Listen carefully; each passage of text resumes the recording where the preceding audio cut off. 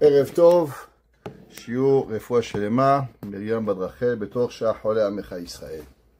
On commence aujourd'hui les Teilim 120 jusqu'à 134. On va commencer ce qu'on appelle les 15 Shir HaMa'alot. On va voir pourquoi ils s'appellent Shir HaMa'alot. Mais on va d'abord commencer, c'est quoi, comme d'habitude, pourquoi on dit ce Teilim, la Ségoula du Teilim, et après, quand est-ce qu'ils ont été écrits ces Teilim. Alors, c'est marqué dans les livres que si quelqu'un il voit un serpent, ou bien il voit un scorpion, il est quelque part Barminan, il y a un serpent, il y a un scorpion, et il a peur, qu'ils disent ce Teilim 120 7 fois, et les serpents et les scorpions, ils vont partir.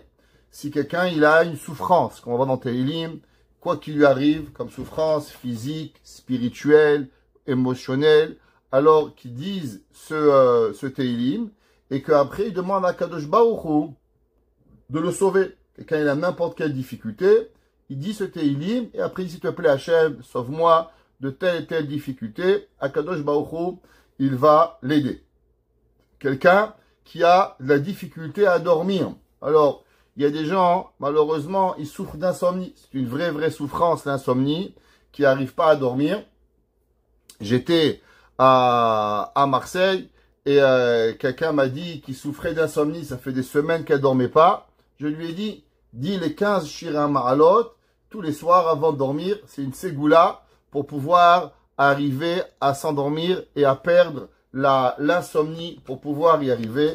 Ça, c'est pourquoi les ségoulottes des Shir HaMa'alot et des 15 Shir HaMa'alot. La Gemara, dans Masechet Souka, la Gemara, elle nous demande, page 53, pourquoi David Amelech, il a écrit 15 Shir HaMa'alot? Pourquoi pas 20 Shir HaMa'alot? Pourquoi pas 3 Shir HaMa'alot? Quelle est la raison d'avoir ces 15 Shir HaMa'alot? La Gemara a dit comme suit. La Gemara a dit Amar le Rav Chizda. Alors Rav Chizda, c'était un Amora, un des rabbins après la destruction du temple, qui était le beau-père du grand maître du Talmud, Rava. Rava, il était marié avec la fille de Rav Chizda.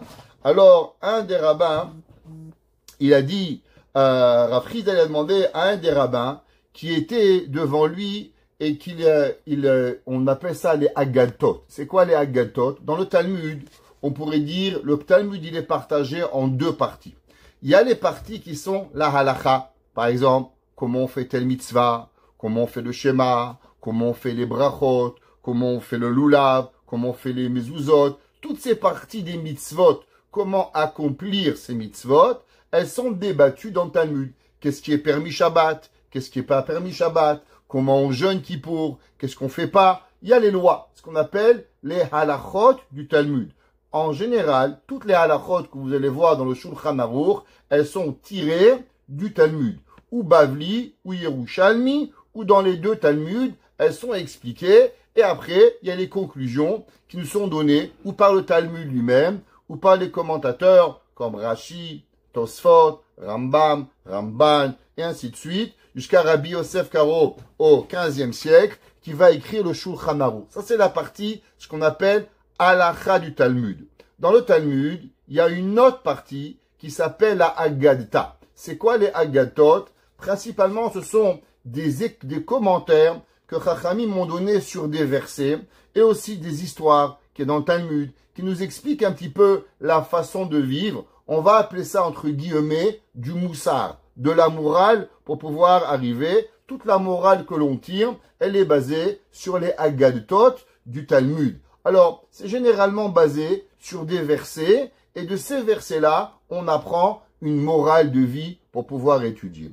Alors, il y avait un rabbin qui donnait des Haggadot, on va expliquer ça aujourd'hui, des cours de morale devant Rav Chizda. Alors, il lui a dit, dis-moi, les 15 Shir HaMa'alot, comment David Amelech il a écrit ces 15 Shir HaMa'alot? Alors, il lui a dit, au nom de Rabbi Yochanan. Qui était Rabbi Yochanan? Rabbi Yochanan vivait au IVe siècle.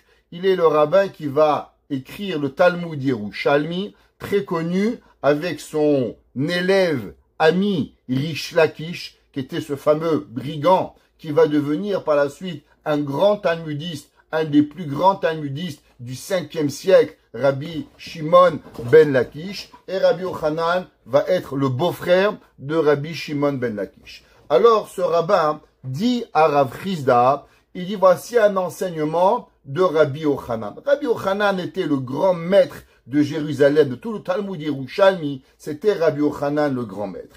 Et il lui a dit la chose suivante. Vous savez que David HaMelech, il avait un rêve. Quel était le rêve de David HaMelech? Était de construire le Beth Amikdash. David HaMelech, il voulait construire ce temple parce que David HaMelech, il avait une question énorme. Comment un homme, surtout qu'on venait d'instaurer la royauté, le premier roi, Shaoul. Shaoul HaMelech, il avait été roi 3 ans et demi, et d'après certains, 13 ans et demi. Mais le royaume de Shaoul HaMelech Saül n'était pas, on pourrait dire, le royaume qui allait durer jusqu'à Ad Vitam Aeternam, jusqu'à Mashiach. On savait très bien que le royaume de David allait être le royaume qui va rester jusqu'à la fin des temps. Akadosh Baruch Hu avait même promis à David HaMelech. Donc David HaMelech, il va faire de nombreuses guerres. David HaMelech va créer le palais de David HaMelech à Jérusalem. Et David HaMelech, il avait une question. À l'époque, les idolâtries avaient d'énormes palais, d'énormes temples à travers Baal, à travers toutes les grandes croyances de l'époque. Ils avaient des temples énormes. David HaMelech, il s'est construit un palais. David HaMelech, il a dit, comment c'est possible? Moi, un homme, j'ai un palais. Et Dieu, il a une tente. Hachem, il vit dans un Mishkan. Comment c'est possible? Comment l'homme, il peut vivre avec cette idéologie que l'homme, il a une maison et Akadosh Baruch Hu, il a une tente? Dans le Mishkan, dans le désert, il y avait tout le monde, vivait dans des tentes. On était des nomades. Donc, du fait que nous, on était nomades, on pouvait se dire, ok, on a une belle tente, le Mishkan pour Akadosh Baruch Hu, ça passe. Nous, on est en tente. Dieu, il a une plus belle tente que nous, avec de belles tentures. Mais maintenant qu'on habite en Israël, nous avons tous des maisons. Nous avons tous de grandes maisons. Comment c'est possible qu'il y a le temple de Dieu, le Mishkan? Akadosh Baruch Hu n'a pas un Beth Amikdash et il vit encore dans une tente.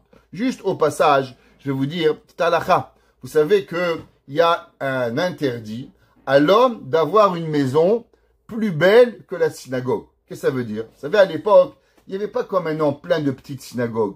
À l'époque, il y avait dans chaque ville une grande synagogue et tout le monde priait là-bas. Aujourd'hui, on a des petits shtibler, un peu Crémisy, un peu Benoliel, un peu Abitbol. On a des petites synagogues. Mais à l'époque, ça ne marchait pas comme ça. À l'époque, il y avait une grande synagogue dans la ville et tout le monde priait dans la même synagogue. Pour vous dire, à Alexandrie, il y avait dans la synagogue d'Alexandrie 1,8 million de personnes qui priaient dans la synagogue d'Alexandrie à l'époque du Talmud, tellement il y avait de monde. Quand on est parti d'Israël, après la première et la deuxième exil, beaucoup de Juifs sont partis à Alexandrie. Il y avait une synagogue majestueuse. Si vous allez en France, à Paris, si vous allez dans les villes en Pologne, en Allemagne, vous voyez des synagogues qui sont extraordinaires, avec des beautés qui sont centenaires, tellement elles étaient grandes. La halakha, elle est qu'un homme doit faire attention que sa maison n'est jamais plus haute et plus belle que la synagogue. Il y a un homme à Paris, un ami à nous que je connais, un monsieur très proche à nous, et il y avait une synagogue, et en fin de la synagogue, il a décidé de se construire une maison. Et il s'est construit une maison plus grande que la synagogue. Eh ben, je vous dis, ça fait 20 ans, chaque jour, il a un problème. Le toit qui tombe, les murs qui tombent, les fenêtres qui tombent. Et un jour, il est venu voir mon frère, il est très proche de mon frère, il dit, Rabbi Ephraim, qu'est-ce qui arrive? Tous les gens, ils construisent des maisons, il n'y a pas de problème. Moi, ma maison, une catastrophe. Mon frère, il est venu voir, il a vu que la hauteur de la maison était plus grande que la synagogue.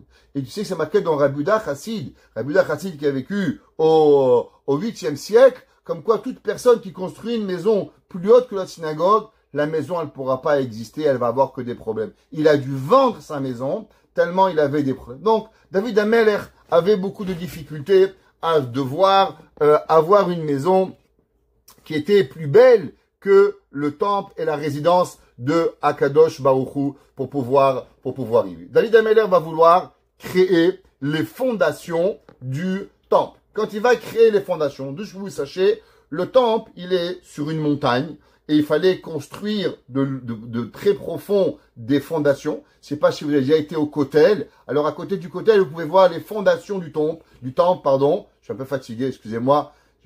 Ma langue va fourcher un petit peu ce soir. après avoir voyagé et pas avoir dormi depuis la nuit dernière. Alors, les fondations sont très profondes et David Ameller, il va creuser pour construire ses fondations.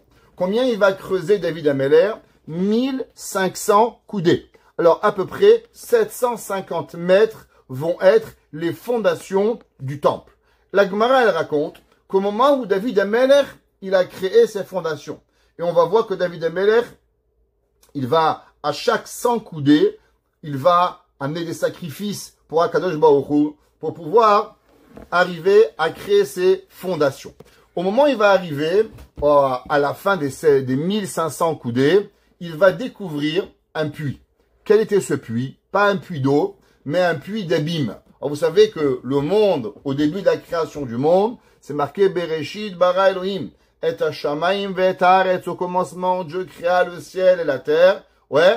Ve'haaretz aïta tohu vavohu. Et le monde était tohu bohu. Qu'est-ce que ça veut dire tohu bohu? Qu'il y avait de l'abîme dans le monde.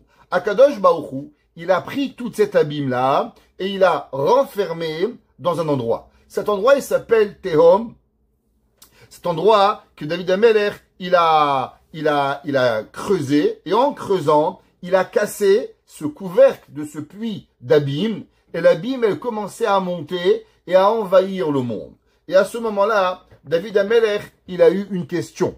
Quelle était la question? Sur le couvercle du puits, il y avait du côté fermé, il y avait les 4 lettres de Dieu. Yud, Ke, Vav, Ke. Il fallait fermer le puits avec un morceau d'argile et écrire de nouveau Yud, Ke, Vav, Ke. Maintenant, quand on allait refermer le puits, alors le nom de Dieu allait être effacé.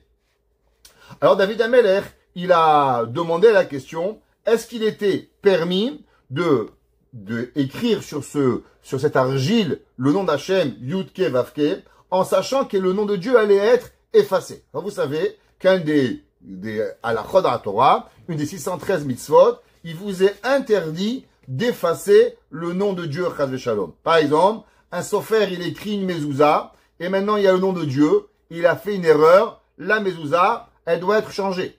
Un sofer, il écrit un sefer Torah. Dans le sefer Torah, il y a plusieurs pages, et si par exemple, il s'est trompé, il a écrit le nom de Dieu, on doit changer toute la page. On ne peut pas gratter, on ne peut pas effacer le nom de Akadosh Baruch Hu. C'est interdit. Alors David Ameller, il a demandé, est-ce qu'il était permis de venir et d'écrire le nom de Dieu sur l'argile et refermer le puits en sachant que le nom de Dieu allait être effacé. De là, David Ameller, il avait une question, oui ou non. Alors, il y avait Achitophel. Achitophel était un des généraux de David Ameller. Il a dit, regarde David Ameller, on y a un kalvachomer. C'est quoi un kalvachomer? Ce qu'on appelle un a fortiori. David Ameller a dit à Achitophel, tu sais, Akadosh Baruch Hu, il a permis d'effacer le nom de Dieu pour pouvoir faire la paix entre un homme et sa femme. Qu'est-ce que ça veut dire? Tout le monde y sait que si un homme, il voit sa femme malheureusement parler avec un homme, un peu plus que parler, avoir une certaine relation qui est interdite, chez nous, les garçons et les femmes, on ne peut pas être amis. On est des connaissances. Bonjour madame Anne, bonjour madame Malka, bonjour madame Habitant, bonjour madame Dayan, ça s'arrête là. Après le bonjour, il n'y a pas d'amis. L'amitié n'existe pas. Tu es ami avec ton frère, tu es ami avec ton copain. Les garçons et les filles, il n'y a pas d'amitié. Ni les hommes avec les femmes, ni les femmes avec les hommes. Chacun pour soi et Dieu pour tous et tout le monde il est content. Soyez amis avec votre mari, soyez amis avec vos sœurs, soyez amis avec vos frères. Il n'y a pas d'amitié avec le genre opposé d'après la Torah. Alors un homme qui voit que sa femme, malheureusement, elle n'écoute pas, et il n'a pas de doute, est-ce qu'elle le trompe, ou elle fait un péché avec lui, mais elle voit que l'amitié, malheureusement, il s'enferme pour parler, en cachette. Alors il dit à sa femme, regarde, madame, je t'interdis de parler avec monsieur, je veux plus de problème. Que monsieur reste chez lui, toi tu restes chez toi et les moutons sont bien gardés. Si madame, malheureusement, elle n'écoute pas, et elle s'enferme dans une chambre fermée avec ce monsieur qui n'est pas son mari, et il y a un témoin qui les voit, alors on ne sait pas ce qui s'est passé. Madame, elle dit, moi j'ai rien fait, je veux juste parler, c'est mon copain. Le mari dit, écoute, je t'ai dit de pas lui parler, pourquoi tu t'enfermes avec lui? Alors on devait l'amener au temple, et au temple là-bas on faisait la parashat sota. C'est quoi la parashat sota? Alors on demandait à la femme, est-ce que tu as trompé ton mari? Oui ou non? Si elle avait trompé son mari, elle devait divorcer. Si elle n'avait pas trompé son mari, elle disait que non. Alors on devait écrire sur un papier, un parchemin, toute une paracha où il y avait le nom de Dieu.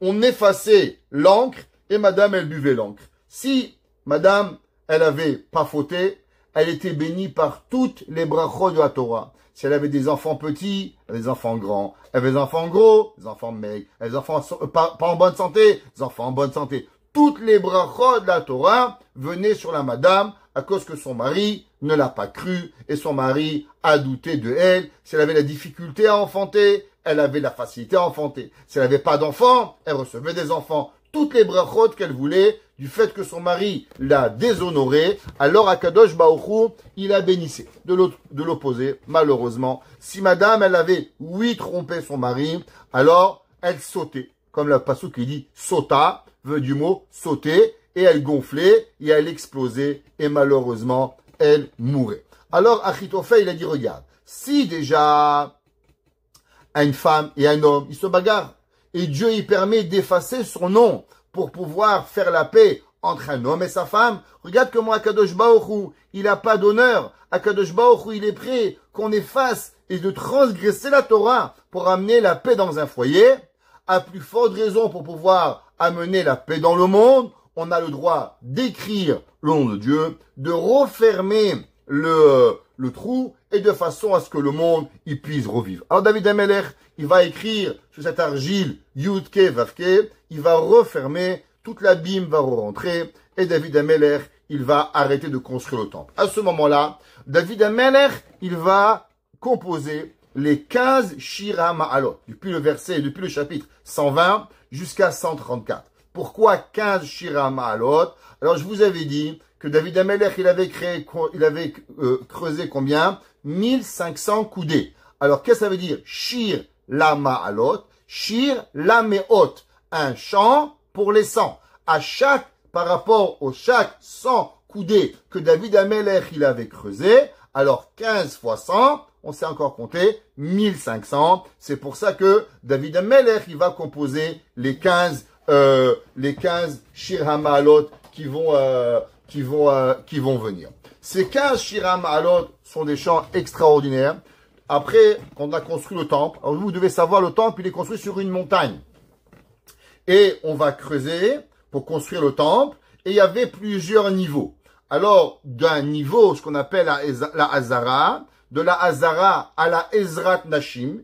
Ezrat Nashim était l'endroit où dans le temple, il y avait une place où le peuple juif rentrait pour voir les sacrifices, et au début, il y avait les hommes et les femmes pouvaient rentrer. Par la suite, on a remarqué que malheureusement, même au temple, imaginez-vous, on allait pour voir Dieu, on allait pour voir les sacrifices. Et qu'est-ce qu'il y avait? Eh bien, les hommes, ils regardaient les madames, ils essayaient de se toucher aux madames, de se coller aux madames. Malheureusement, même à la synagogue. Alors, qu'est-ce qu'on a créé? On a créé de chaque côté du temple un endroit réservé pour les dames et qu'ils étaient en hauteur. Et au milieu, on avait l'endroit des hommes. Alors, de passer ce qu'on appelle la cour, qui était plus basse, à monter à l'endroit ce qui s'appelle Ezrat Nashim, il y avait là-bas 15 escaliers. Chacun des escaliers représentait les 100 coudées qu'on avait creusées par rapport au-dessous de la terre, aux fondations du temple. Et sur ces 15 escaliers, il y avait là-bas des Lévi'im. Des Lévi'im qui avaient toutes sortes d'instruments de musique. Ils avaient des violons, ils avaient des harpes, ils avaient des flûtes, ils avaient toutes sortes de choses que vous pouvez imaginer. Et ils chantaient pour Akadosh Baruch Hu. À quel moment, principalement, les Lévi'im se tenaient sur ces 15 escaliers pour pouvoir chanter? Alors, il y a une mitzvah très particulière dans la Torah. Vous savez que les sacrifices sont apportés journalièrement. Chaque korban, on amène un animal. Alors, des fois, c'est un mouton. Des fois, c'est une vache. Des fois, c'est un taureau. Ok? Il n'y a jamais d'éléphant. Bien sûr, il faut un animal qui soit caché. Et même dans les animaux cachés, il n'y a pas tout le temps le même animal. Des fois, des pigeons. Des fois, chaque fois, on apporte un korban différent. Maintenant, dans les sacrifices qui avaient brûlé sur le misbéach, on apportait aussi du vin. Du vin qui était versé sur les deux côtés du temple, dans le côté, il y avait deux trous, et dans ces deux trous-là, on versait du vin. Ça fait partie des sacrifices, ça s'appelle Nisur Hayayin.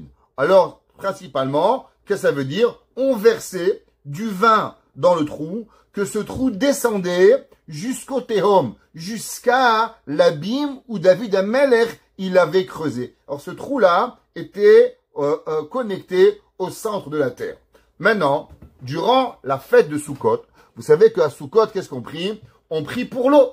Principalement, la fête de Sukkot, c'est avant l'hiver. Qu'est-ce qu'on attend en hiver le plus? Eh ben, on attend d'avoir assez d'eau, assez des réserves d'eau pour pouvoir abreuver le monde entier. Une des catastrophes qu'on peut avoir dans le monde, c'est le manque d'eau, la sécheresse barminale. Regardez en Afrique, regardez quand il y a pas d'eau, eh ben les gens malheureusement ni peuvent planter, ni peuvent boire. Barminan, c'est la sécheresse et la famine qui arrive par rapport à cela. Donc durant la fête de Sukkot, il y avait une mitzvah particulière, Erev Tov, il y avait une mitzvah qui s'appelle Nisur Hamaim. Qu'est-ce que ça veut dire Nisur Hamaim? Seulement pendant 7 jours, on devait aller puiser de l'eau et on devait, avec le vin, verser dans le temple, dans le Mizbeach, du vin et une quantité d'eau. Ça s'appelle Nisur Hamaim.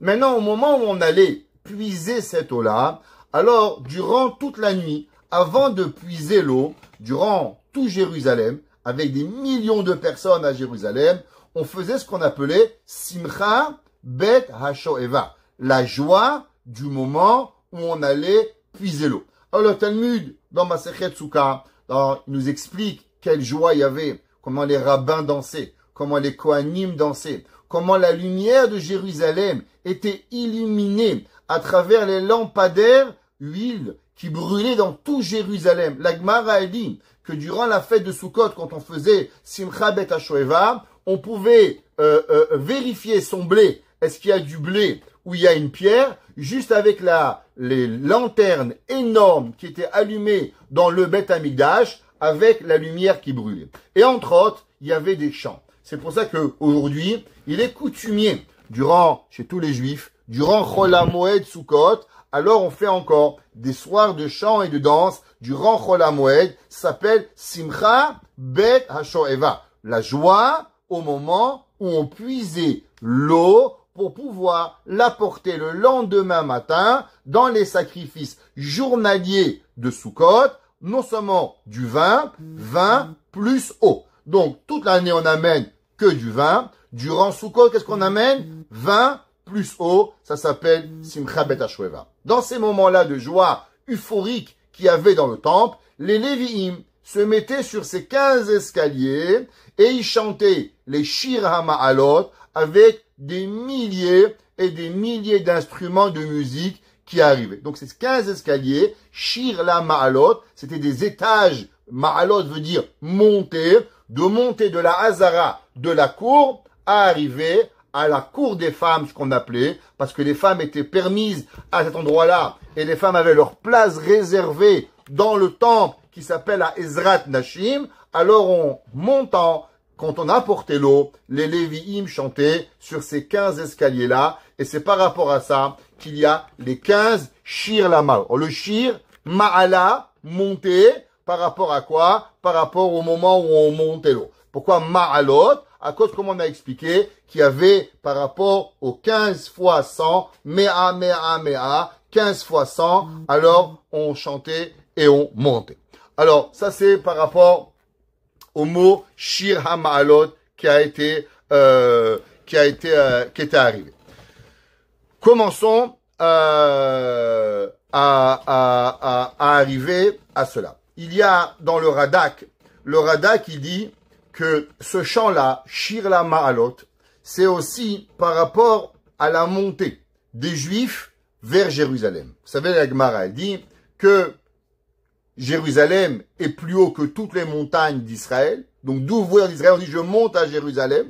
Donc, puisque on montait vers Jérusalem, au moment où les Juifs montaient vers Jérusalem, ils chantaient Shir HaMa'alot. Pareil, au moment où on était à Jérusalem, l'endroit le plus haut était aussi le moment où on chantait Shir la Ma'alot. De même, quand vous êtes en dehors d'Israël, qu'est-ce que vous dites? Je monte en Israël. On dit, on appelle ça faire la Aliyah. Même si vous habitez dans l'Himalaya, vous dites pas je descends à Jérusalem. Comment vous dites? Je monte à Jérusalem. Je fais ma Aliyah en Eretz Israël. Pourquoi? Parce que spirituellement, Israël, Eretz Israël, ouais, la terre d'Israël, est l'endroit la plus sainte qui existe dans le monde. Et dans tout Israël, où est l'endroit le plus saint d'Israël? Eh ben, c'est le temple. Et dans le temple, c'est quoi l'endroit le plus saint? C'est le saint des saints qui s'appelle monter. Alors, c'est le chant qui nous permet de monter en spiritualité pour pouvoir y arriver. Entre parenthèses, pourquoi une personne qui n'arrive pas à dormir,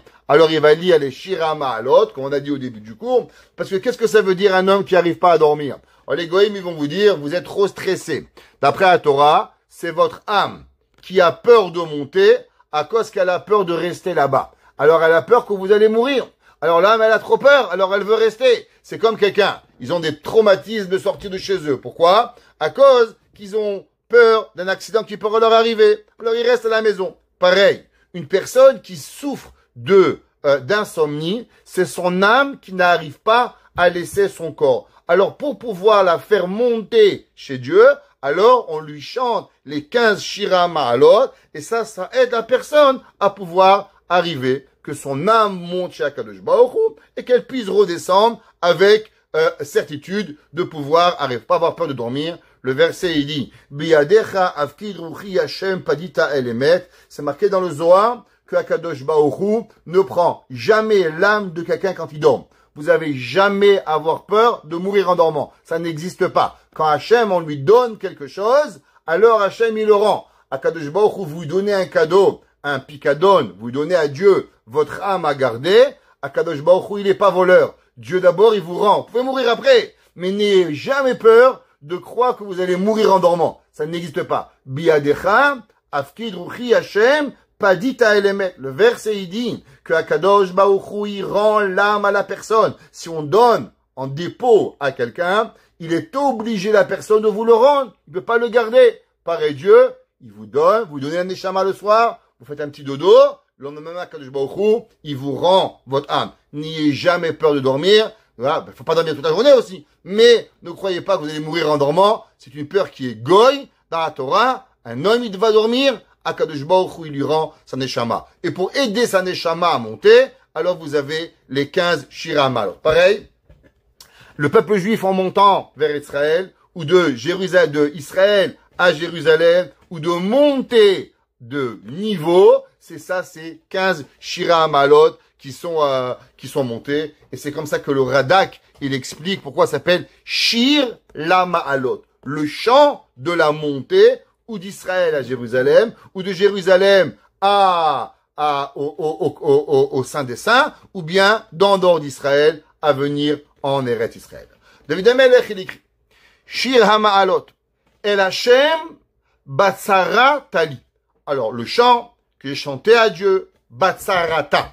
Alors, traduction, dans ma souffrance, lis à moi, Karati, je t'ai appelé, Vaya Aneni, et tu m'as répondu. David HaMelech, il dit, principalement, que moi, Dieu, quand j'ai un problème, il y a des gens, ils vont voir un psychologue, ils vont voir un psychiatre, ils vont voir, des fois, il faut. Mais la première chose qu'il faut quand on a une souffrance chez nous, Akadosh Baruch Hu.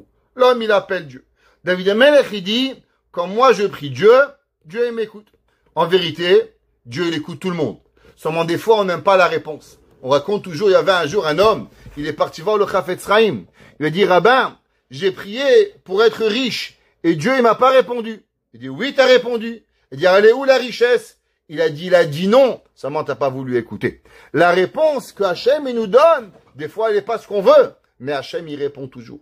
David HaMelech, il dit, Shira Ma'alot El Hashem, Batsarata Li. Moi, quand je suis en souffrance, Karati, je t'ai appelé, Vaya Aneni, et tu m'as répondu. Le Radak, il pose la question, il demande, pourquoi c'est marqué Batsarata? Pourquoi il y a un hé en plus? Alors le hé, c'est l'ouverture, le dernier hé de Tsarata. On aurait dû dire, Shira Hashem, Batsara li. Pourquoi c'est marqué Batsarata? Alors le Radak, il dit qu'il y a deux genres de souffrance. Un homme, il peut souffrir une fois, il va dans la rue, il se tord un petit peu le pied. Bon, une souffrance.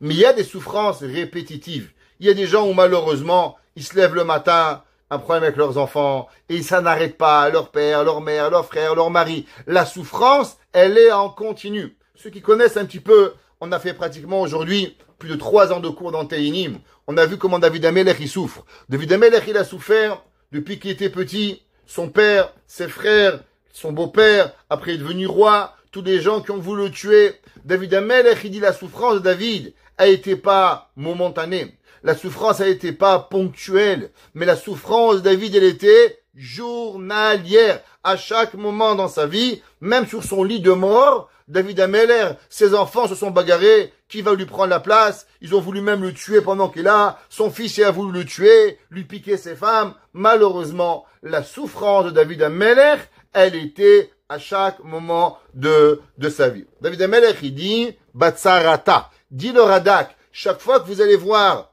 un verbe qui finit avec un « et », c'est pour dire une constance. Quand vous dites « Yeshuata », alors pareil, la délivrance, elle est en constance qui arrive à Kadosh Baruch Hu. Par exemple, on a vu dans le Teilim Gimel, chapitre 3, verset 3, là-bas c'est marqué « Yeshuata li ». Tu m'as donné une délivrance quotidienne, journalière, à chaque moment de la vie pour pouvoir y arriver. Souvent, l'homme, il appelle Dieu une fois, alors après, il arrête. David Amelech, il nous apprend que l'homme, il souffre. Et chaque fois que l'homme, il souffre, alors faut pas qu'il ait peur d'appeler Dieu une fois, 2 fois, 3 fois, 10 fois, 100 fois, 1000 fois. Autant de souffrance qu'il y a, alors il y a aussi autant de prières que l'homme, il doit donner à Kadosh Baruch Hu pour pouvoir y arriver. Maintenant, David Amelech, dans le verset 2, chapitre Pasuk Bet, il écrit, comment on prie Hachem? Qu'est-ce que ça veut dire prier Hachem? Comment l'homme, s'il te plaît, Hachem, aide-moi? Qu'est-ce que ça veut dire une prière?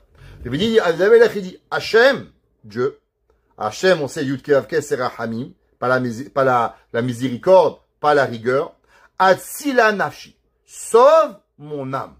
L'homme, il doit demander à Hachem, pourquoi on va t'aider? Un homme, il veut quoi? Il va aller à la plage, il va aller faire du surf. Pourquoi on va t'aider? Quel est le but qu'on va t'aider? Pourquoi un homme, il veut? Un enfant, il dit, papa, s'il te plaît, donne-moi. Pourquoi? Je veux de la drogue. Est-ce qu'un père, un agent, son fils a la drogue? Je ne donne pas d'argent. Un fils dit, papa, donne-moi d'argent, j'ai faim, j'ai pas de quoi manger. Bon, on réfléchit. T'as vraiment faim? Il y a du pain, il n'y a pas du pain. Papa, j'ai besoin de 100 $ pour le docteur. Tiens, mon fils, prends le chèque, va payer le docteur. Pourquoi? Parce que plus le besoin, il est vital, et plus l'homme, il peut demander à Kadosh Baruch Hu. David Amelech, il dit, Atzila nafshi. Qu'est-ce que je veux, moi? J'ai envie de profiter, j'ai envie d'avoir de l'argent, je veux m'amuser, je veux manger, je veux boire. C'est pas ça que David Amelech demande. David Amelech, il demande Atzila nafshi. Chachamim, ils disent que généralement, de là, on apprend, quand un homme, il a besoin de quelque chose, la première question qu'il faut qu'il se demande, est-ce que cette chose-là, n'importe quoi qu'il a besoin, est-ce qu'il va l'associer à une mitzvah ou pas? Un homme, il va avoir une maison. Pourquoi? Frimer devant les gens? Faire montrer à tout le monde que tu es plus riche que tout le monde? Non. Est-ce que tu vas rentrer des invités à ta maison? Est-ce que tu vas partager avec les gens? Qu'est-ce que tu vas avoir? Tu veux une belle robe? Pourquoi? Pour arriver, faire montrer à tout le monde que tu es plus belle? Tu vas avoir un beau costume pour faire montrer à tout le monde? C'est quoi le but? Si tu associes la mitzvah avec ton besoin, alors automatiquement ce que tu as besoin n'est pas seulement corporel, mais il est aussi pour ton âme. David Amelech, il dit, Hatzila nafshi. L'homme, il doit avoir besoin de toujours avoir un sauvetage de son âme. On raconte, vous savez, les Ashkenazim, à l'inverse des Séfarades, les Séfarades mettent le talit à la bar mitzvah.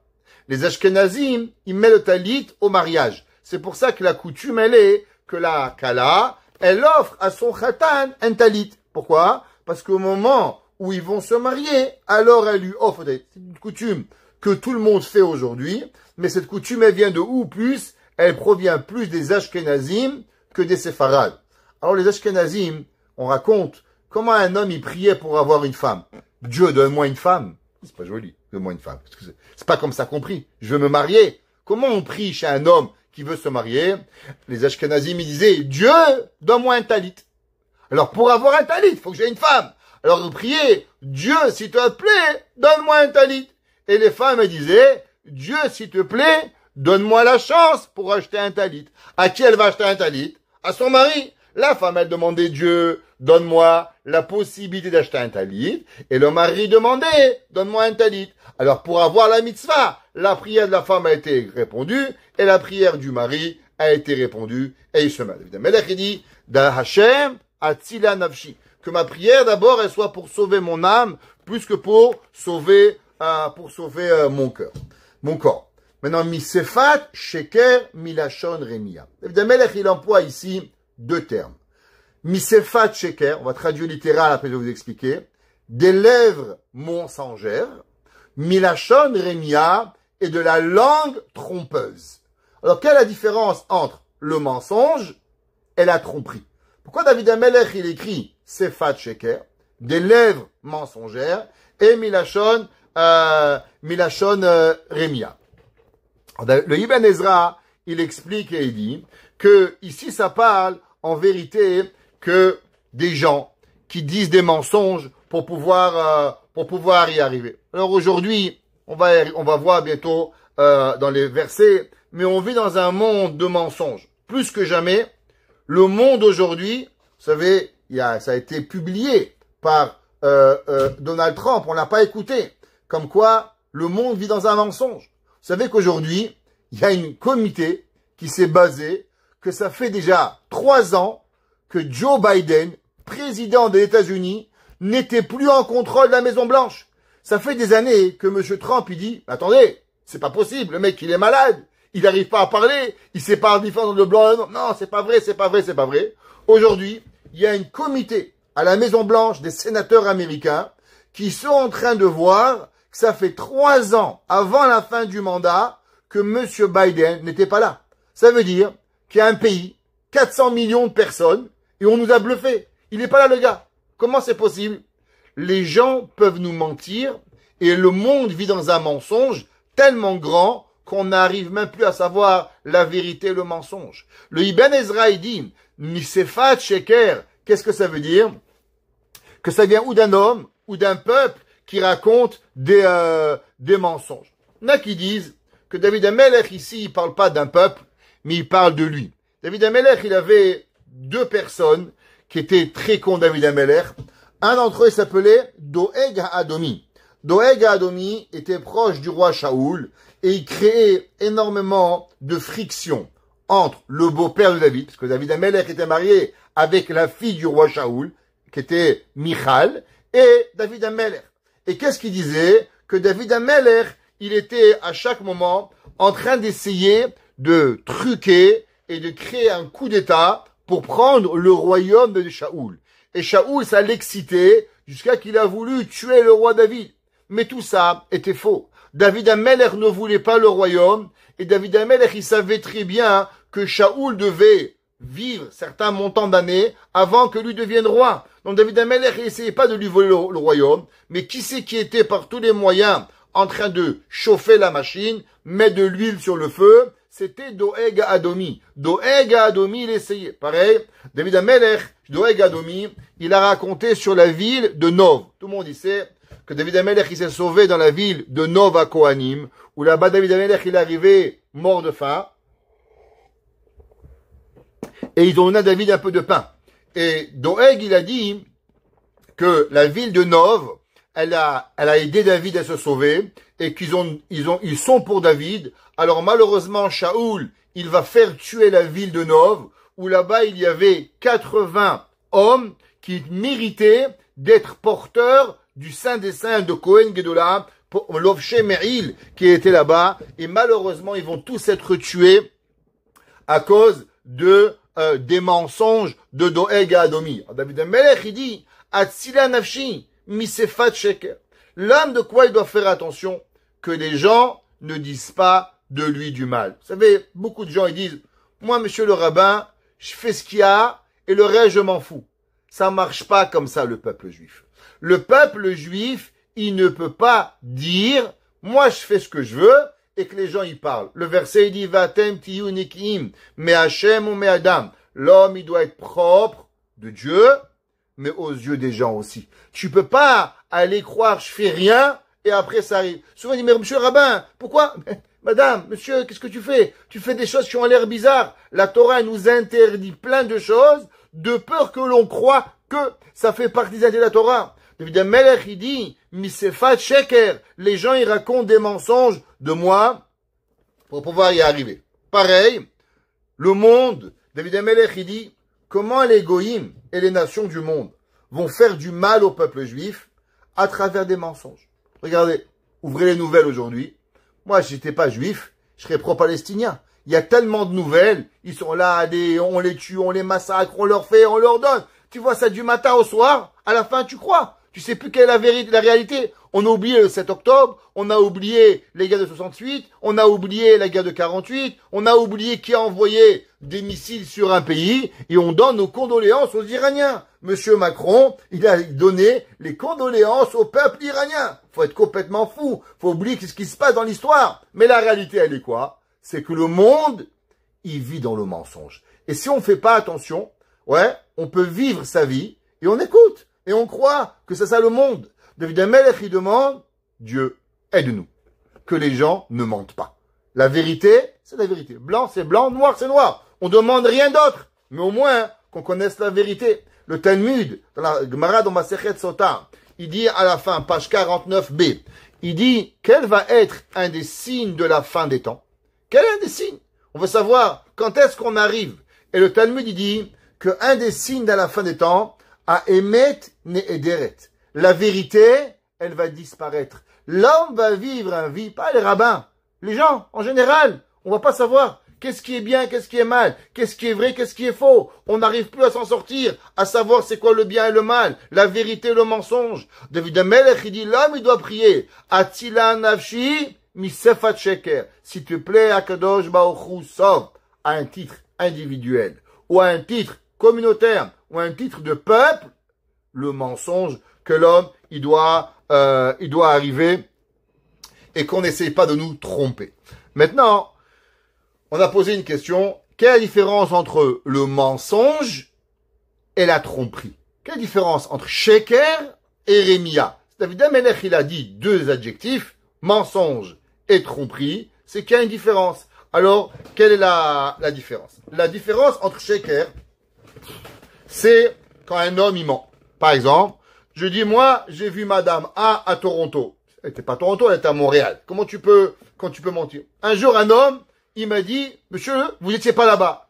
Je dis, monsieur, j'étais là, ouvrez la caméra. Il m'a dit, moi, je vous dis que vous n'étiez pas. Je dis, mais monsieur, j'ai une école, j'ai 500 élèves, j'ouvre la porte, 500 élèves, ils m'ont vu rentrer. Comment vous pouvez dire? Il m'a dit, monsieur Crémizy, rabbin Crémizy, vous n'étiez pas là. Je dis, mais c'est pas normal.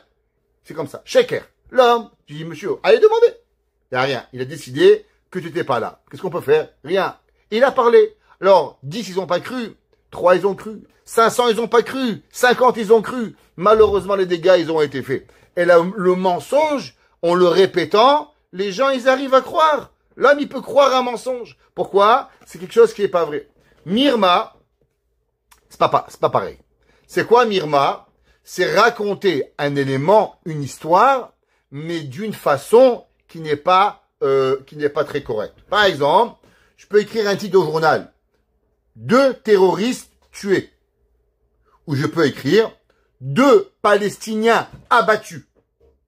Les deux, c'est vrai. C'est comment tu le dis. Est-ce que tu dis qu'il y avait 2 personnes tuées, ou bien tu parles de terroristes? Alors le mirma, c'est quand une personne, elle te raconte seulement une partie de l'histoire. Elle te raconte l'histoire vraie, X a tué Y, mais pourquoi? Comment? Parce que ça, on te le dit pas. Et ça, c'est mirma.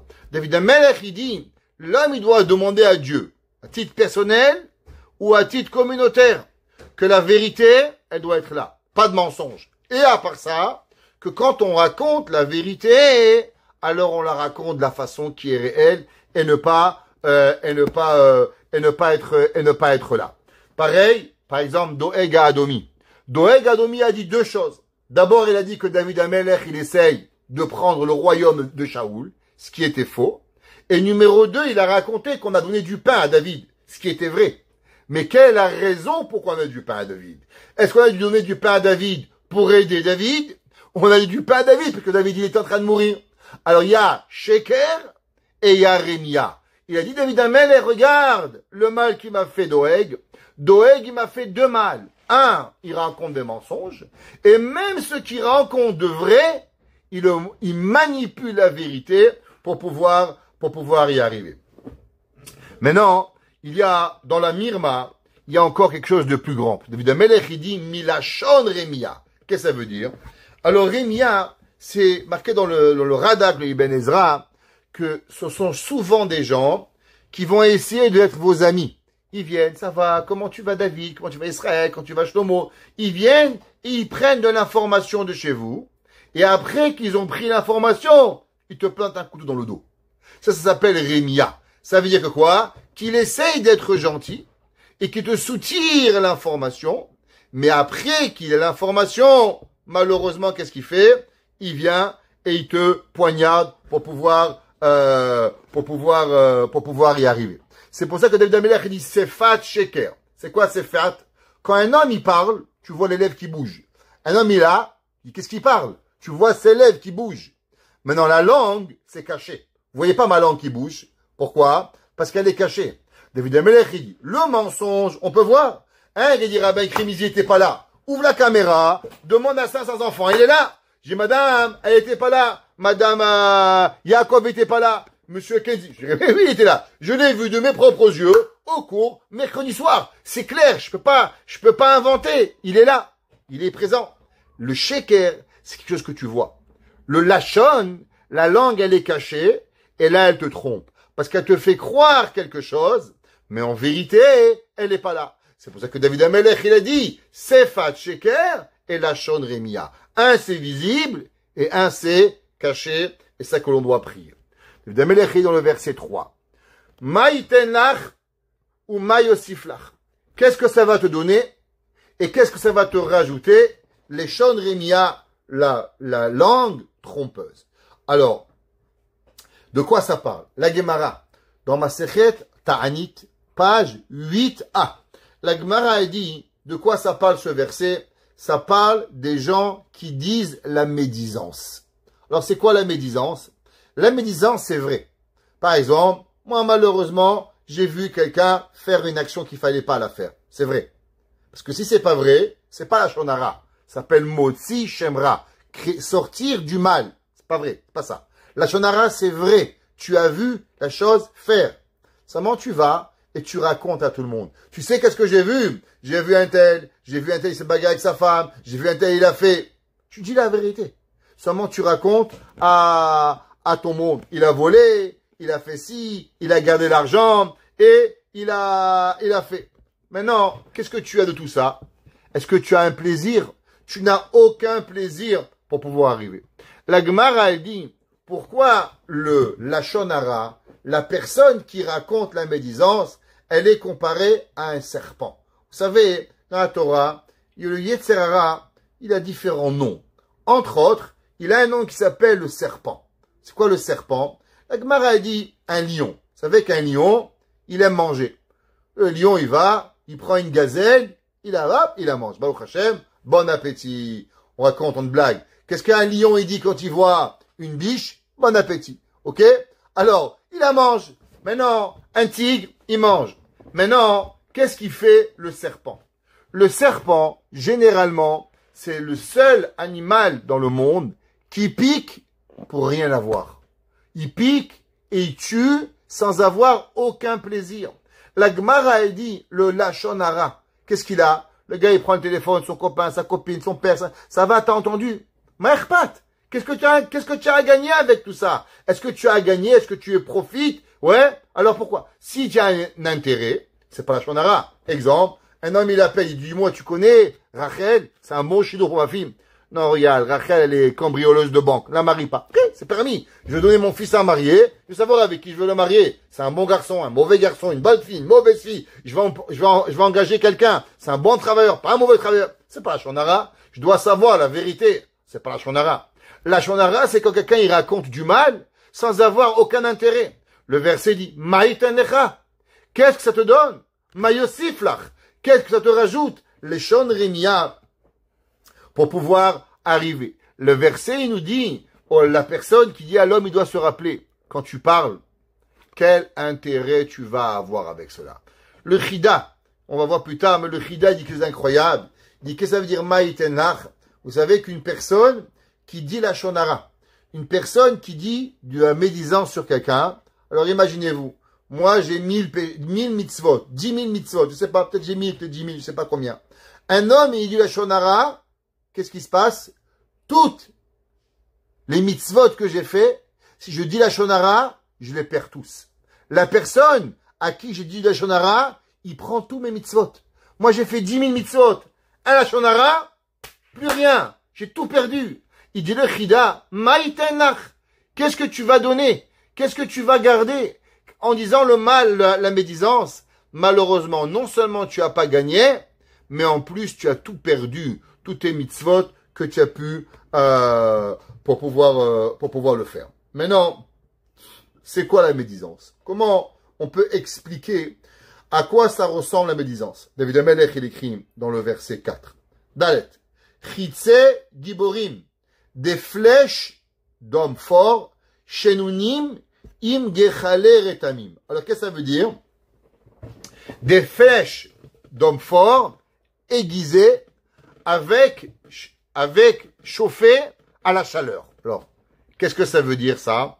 Alors, principalement, il y a deux genres de flèches. Bon, ceux qui ont vu un petit peu les films des cow-boys et des Indiens, ils vont comprendre. Ceux qui n'ont pas vu ça, ils vont pas. Alors, dans les flèches, il y a deux genres de flèches. Il y a des flèches qui sont très aiguisées. Alors, on aiguise les flèches de façon que quand la flèche, elle rentre, malheureusement, elle fait beaucoup de dégâts. Maintenant, il y a des flèches qui sont pas très aiguisées, mais l'archer, il a un arc très tendu.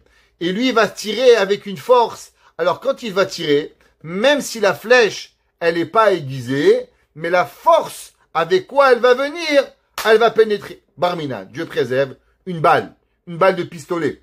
La balle, elle n'est pas coupante. Prenez une balle. Vous avez déjà vu une balle? Elle est lisse, la balle. Elle a rien. Qu'est-ce qui fait que la balle, Dieu préserve, elle pénètre dans la personne?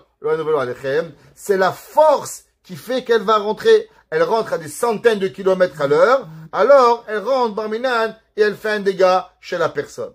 David Amelech, il dit que le Lachon Hara, il a deux forces. Numéro 1, il est aiguisé.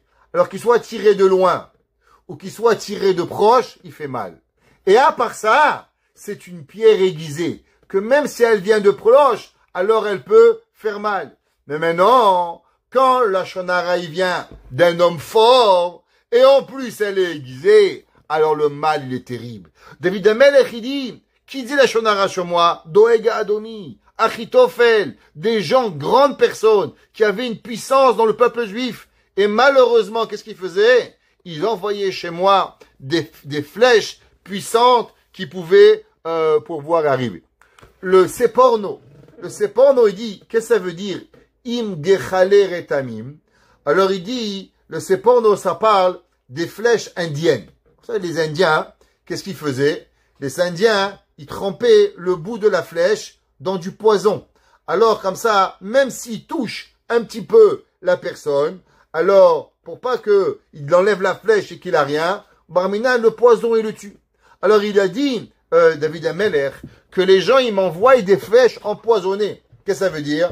Que même si c'est un petit mot, mais ce petit mot de médisance, il est tellement mauvais que à peine il me touche, qu'est-ce qu'il a? Il m'empoisonne et il me fait du mal. Et quand on parle aux gens, même si c'est pas grave, le fait que le mal il est fait, alors Barminan, la personne est détruite.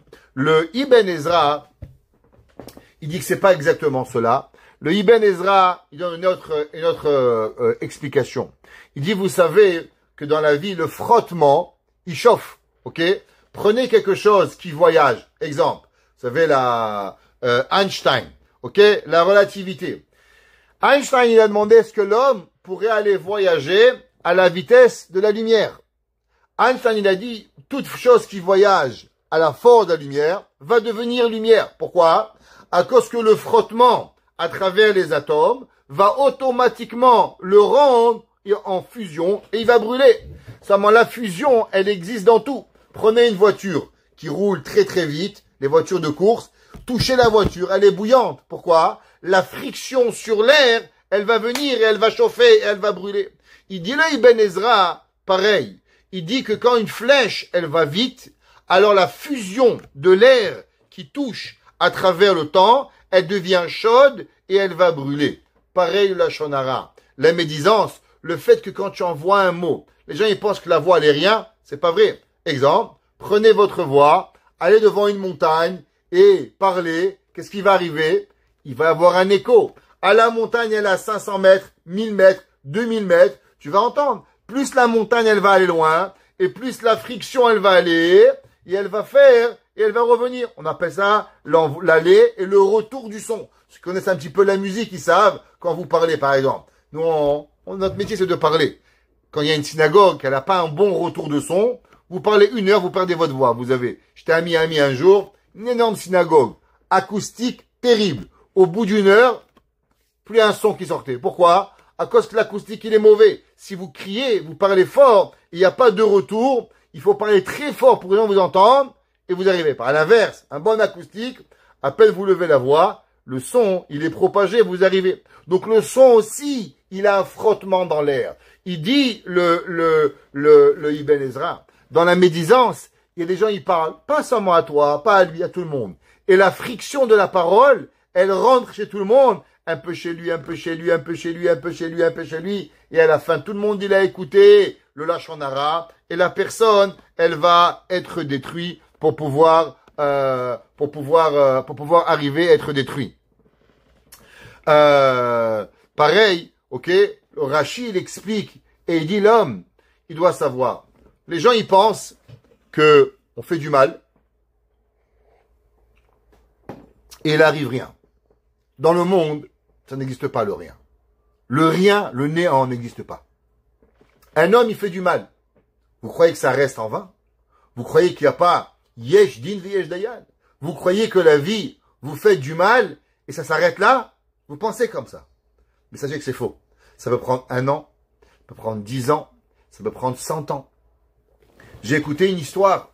Il y avait un jour une femme, qui avait été une chatranite. C'était une chatranite, une grande. Elle avait fait des centaines de shidduchim. Et elle avait 2 enfants. Un de 33 ans et un de 30 ans à marier. Impossible. Parti voir un grand rave. Et rave, j'ai fait plein de shidduch. Mais pourquoi pour mes enfants, j'arrive pas à trouver? Le rave, il a regardé, il lui a dit, dis-moi, combien de fois tu as cassé le shidduch de quelqu'un? Qu'est-ce que ça veut dire? Je te repose la question. Combien de fois tu avais fait un match avec un garçon et une fille, et toi, tu as décidé d'arrêter le shidduch? Elle a dit 2 fois. J'avais un super garçon que j'ai mis à une fille. Et maintenant, ma copine, elle m'a appelé. Elle m'a dit, j'ai besoin d'un super garçon. Et j'ai regretté que j'avais fait le premier shidduch. Qu'est-ce que j'ai fait? J'ai dit au garçon que la fille n'était pas intéressée de continuer. J'ai dit à la fille que le garçon n'était pas continué. Comme ça, ils ont arrêté. Et après, j'ai pris le garçon, je l'ai collé avec la fille de mon ami. Il dit pareil, une fois, j'avais donné une fille à un garçon, une bonne fille. Mon autre ami, elle me dit, pas une fille pour mon garçon. J'ai fait le même coup. Elle dit, le rave, qu'est-ce que tu crois? T'as 2 garçons, un garçon et une fille. Le garçon que t'as fait souffrir, tu crois que sa peine, elle est partie? La fille que t'as fait souffrir, tu lui as pris son ratan. Tu penses c'est parti? La vie, c'est pas comme ça. La vie, elle a des conséquences, mademoiselle. Tant que tu vas pas demander pardon à ce garçon et à cette fille, tes enfants seront pas mariés. Elle a pas fait. Elle a attendu 5 ans. Son fils avait 37 ans. Sa fille, 35 ans. Ne trouvait pas à se marier. Elle a rien eu de chose à faire. Elle est partie, elle a demandé Mechila. Dans l'année, les 2 se sont mariés. Vous croyez que la vie, c'est gratuit? Vous croyez que la peine d'un homme, d'une femme, comme ça on fait de la peine aux gens, on arrête, on part? Le monde, il n'est pas comme ça. Le monde, il ne peut pas avancer. Il y a, dit Rashi, ma yosif lach, ou ma mitena, que Akadosh Baruch Hu, il donne et il continue à donner dans la vie. Chacun, on doit se rappeler qu'est-ce qui arrive. L'homme, à la fin de sa vie, malheureusement, punition. Malheureusement, on ressent des choses. L'homme n'y croit pas parce qu'il devient une âme, il va plus ressentir. Il va ressentir, malheureusement, énormément de souffrance. David Amelech, il continue, et il continue dans le verset, il dit, O Yali, malheur à moi, qui garti mesher shachanti im oale kedar. Alors, juste pour expliquer de quoi ça parle, David Amelech, il dit, malheur à moi, que malheureusement, le peuple juif, à travers les temps, il va vivre avec Mesher et il va vivre avec Kedar. Alors, c'est qui Mesher et Kedar? Mesher, c'est marqué dans les versets, ce sont les enfants de Yefet. Alors, il y avait Noach, il avait Shem, Ham et Yafet. Yefet sont l'Occident aujourd'hui. C'est marqué ou Bene Yefet, Gog, ou Magog, ou Madai, Yavan, ou Mesher Vetiras. D'après certains, Mesher, ça provient de la Russie. Pourquoi ça provient de la Russie? À cause c'est marqué dans le Targum que Mesher, c'est Mosque. Et c'était quoi Mosque? Mosque, c'est la capitale de la Russie, Moscova. C'est marqué dans les livres qui ont été écrits il y a plus de 1000 ans déjà, que ce qui vont faire souffrir le plus les Juifs, c'est les Russes. Les Russes ont fait souffrir les Juifs quelque chose d'incroyable. Maintenant, c'est qui Kedar? Alors, Kedar, c'est, de l'autre côté, c'est les enfants de Yefet, ouais, c'est marqué Mesher. Alors, eux, c'est ce qu'on appelle principalement Kedar. Alors, c'est marqué dans le verset, Bene Ishmael, Nevayot, Ve Kedar, Ve Adbael. Qui est Kedar? Kedar, c'est les musulmans aujourd'hui. Alors, le verset, il dit, O Yalim, qui garti Mesher Shachanti Moale Kedar. Pourquoi? David Amelech, il dit, ces deux nations, on va vivre avec eux, on va être même proche de eux, mais malheureusement, ils vont mentir. C'est vrai, j'ai marqué dans le verset, regardez, c'est marqué, Oyali ki garti, j'ai vécu Mesher, Shachanti, j'ai résidé, Im Ohale Kedar. Pourquoi Im? Alors vous savez que les Goïm, il y avait deux genres de Goï. Il y avait les Européens, on va appeler ça l'Occident, il y avait les pays musulmans. Les Juifs ont vécu beaucoup plus proche avec les peuples musulmans qu'avec les Occidents. On est en Allemagne, en Pologne, on n'était jamais copains avec eux. À l'inverse, les Juifs étaient très proches des frères musulmans, ouais, pas les frères musulmans, pas l'entité, mais ils vivaient avec eux au Maroc, en Tunisie, en Babylone, en Iran, ils ont vécu avec eux. Mais malheureusement, qu'est-ce qui a toujours est la friction qu'il y a eu entre le peuple juif, l'Occident et le peuple juif et les peuples arabes ont été le mensonge. Le mensonge qu'ils ont toujours menti. On vivait bien, d'un coup il y avait un ministre qui allait, qui disait « Ah, le juif, hop, on est dehors ». Prenez l'inquisition espagnole. Les juifs, ils étaient dans le gouvernement, ils avaient tout. On nous a éjectés, pourquoi? Suite à des mensonges. Prenez en Irak, en Iran, tous ces pays-là, toujours ça a été des mensonges qui ont dit sur nous. Et à travers ces mensonges, on a été souffert. David Amelech dit « Oh Yali ». Malheur à nous, qu'en vérité, ce qui va causer notre perte, ce sont tous les mensonges pour pouvoir arriver et qui vont nous tuer. Rabat Shachnali. Et il dit, ça fait longtemps que je vis avec eux, im sonne shalom. Évidemment, il dit, mais en vérité, vous devez savoir, ces peuples-là ne veulent pas la paix. On dirait qu'on lit le journal de demain, parce que c'est tellement d'actualité.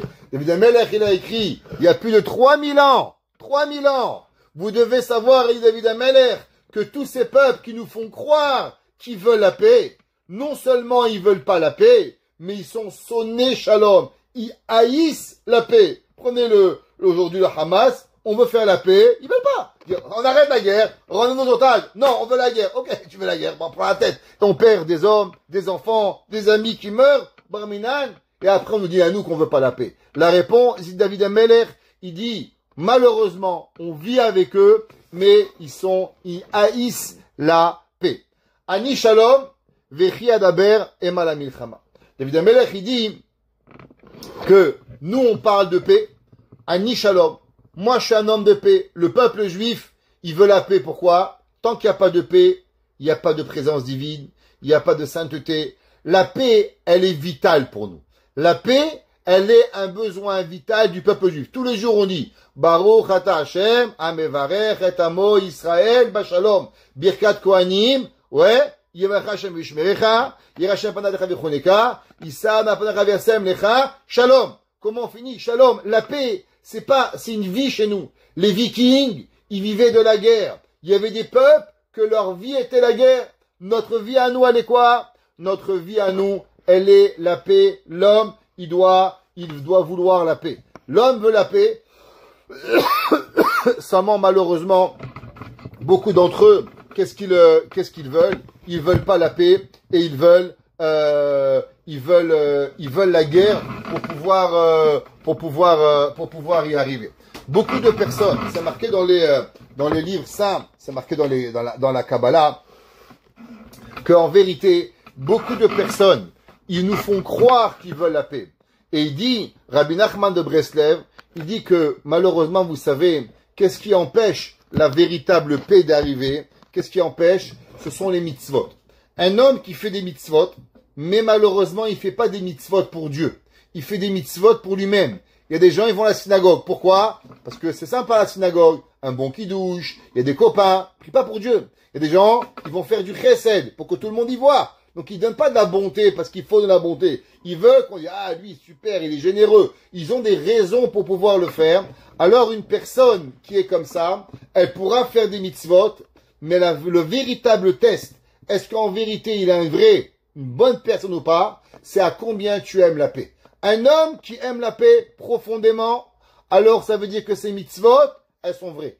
Un homme que malheureusement, il fait semblant d'aimer la paix, comme le cochon. Le cochon, il met les pattes devant, comme si qu'il est cachère, mais à l'intérieur, il n'est pas cachère. Le cochon a l'air tout gentil, pourtant il a 2 cornes, et il vous enfourche et vous tue. Ouais, pourquoi? Parce que c'est comme ça qu'ils sont. Par exemple, on a dit souvent, Esav, l'Occident, elle fait croire qu'elle veut la paix, mais elle veut pas la paix. Ceux qui ont écouté les discours de Trump en ce moment, on sait plus ce qu'il veut. Un coup, il veut être le Canada, un coup, il veut taxer le Canada. Il veut la paix avec l'Iran, le lendemain, il bombarde l'Iran. On sait pas où il va. Qu'est-ce que tu fais? C'est complètement fou. Pourquoi?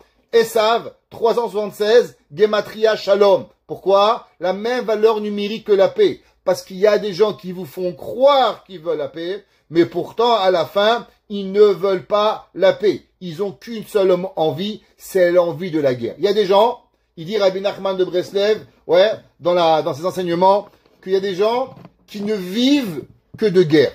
Un coup c'est son père, un coup c'est sa mère, un coup c'est sa femme, un coup c'est son beau-père, un coup c'est sa belle-mère, un coup c'est son beau-frère, un coup c'est son ami. Il vit de guerre. Pourquoi il vit de guerre?